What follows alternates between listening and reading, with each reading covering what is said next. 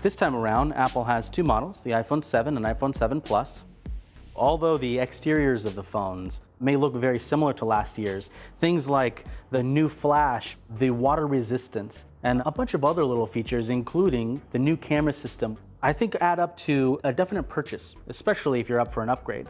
Both the iPhone 7 Plus and iPhone 7 are now IP67 compliant, which means that they are splash and dust resistant. So not waterproof. You can't just dive into the pool and start using them, but if you do fall in or get pushed in, or you're washing dishes and they fall in the sink, or you're in the bathroom and the inevitable happens, or you get caught in a rainstorm, you're going to be protected, which is much more than you could say for past iPhones, where water damage was one of the big fears. So that is incredibly welcome to see.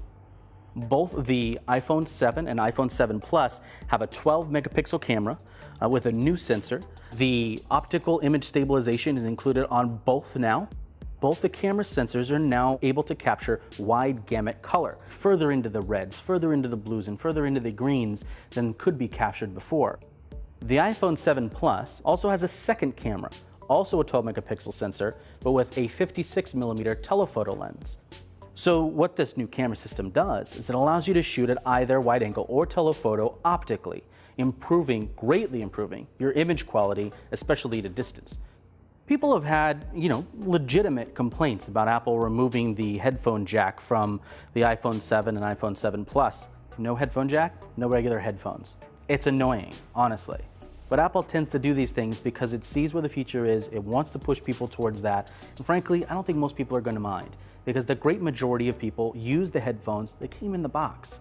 And those people that aren't, they do have an adapter, so they can continue using their old headphones. The adapter comes supplied, it's $10 if you lose it. So is it annoying to have an adapter for this time period between now and when almost every headphone is wireless? Absolutely. But is it worth making that investment? It remains to be seen, but there are some clues in Apple's AirPods that will explain why. Apple's AirPods come in a small case which acts as a charging device. They're two Bluetooth headphones. So if you'd like to use it with an old iPhone or with an Android phone, you absolutely can. They act as regular Bluetooth headsets and are paired the normal way. But they do have a special pairing method just for iPhones, which is pretty slick.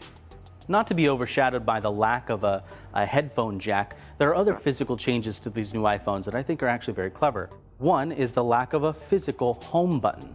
Now you have this touch-based home button, which uses the Taptic engine inside the phone to send a vibration signal to your thumb to make it feel like it's a click, when in fact it is not.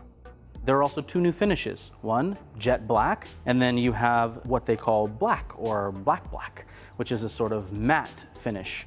One of the major things that everybody was wondering about with jet is, would it scratch? The answer is yes. In normal pocketing use, it does scratch. There are fine abrasions on the surface of the phone, and that is unavoidable. That said, the finish is amazing. It's really, really crisp. It is not slippery. It fits and holds just fine in the hand. In fact, I actually think that the matte black surface is actually a little slicker. As far as which device, I've always been a Plus user, and I am probably going to end up going this way in the future because that telephoto lens, it's crisp, it gets me a little bit closer to my subject without losing any image quality. So if you're deciding between the iPhone 7 and the iPhone 7 Plus, it really comes down to how much you want that larger screen and just how much into taking great pictures you are.